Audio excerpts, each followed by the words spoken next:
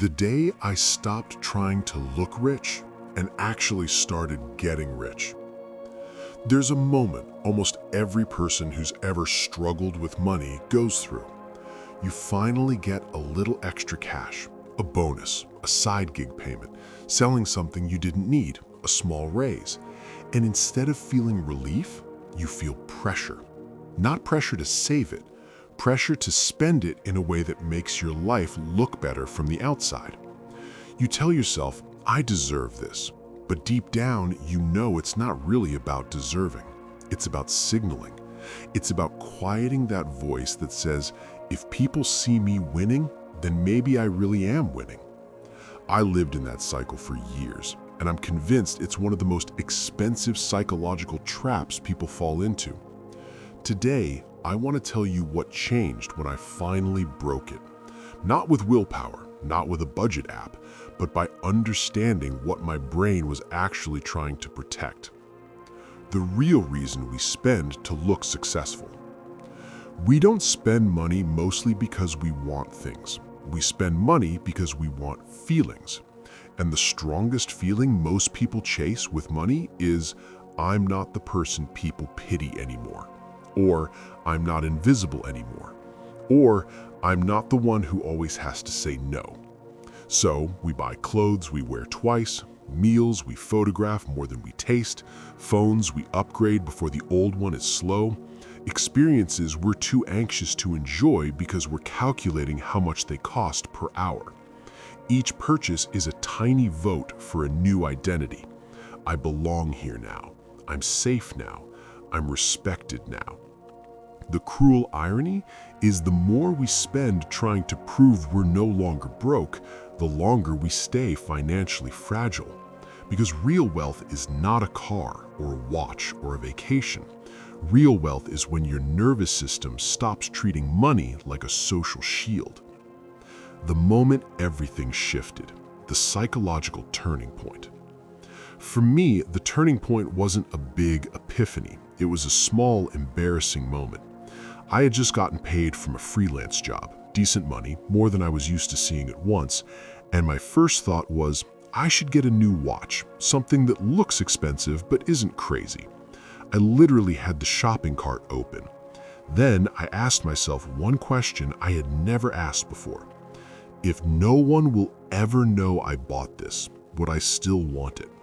The answer was immediate and humiliating. No. I didn't want the watch. I wanted the feeling I thought the watch would give me when other people saw it. And in that second, I understood something very clearly. My brain was using money to buy social safety, not financial safety.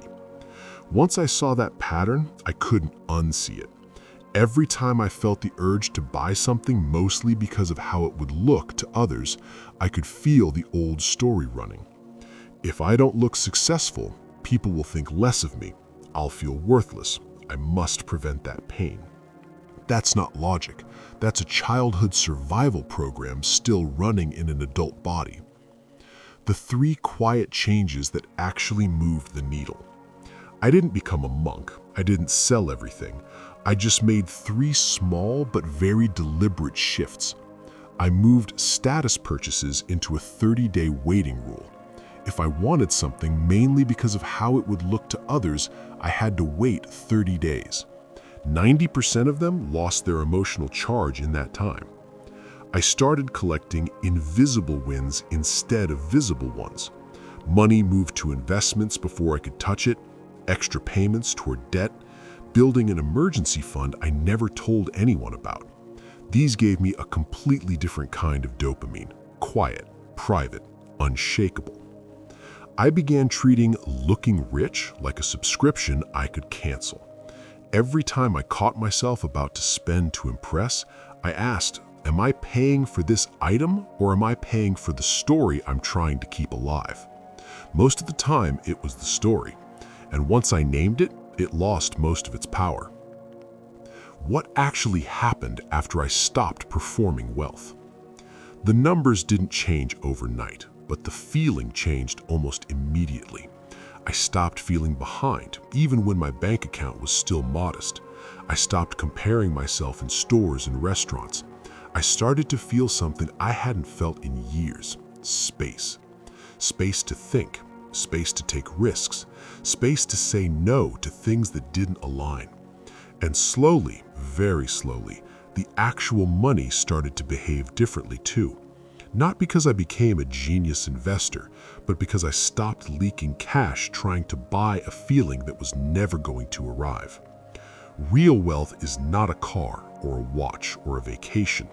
Real wealth is when your nervous system stops treating money like a social shield. Closing, gentle invitation.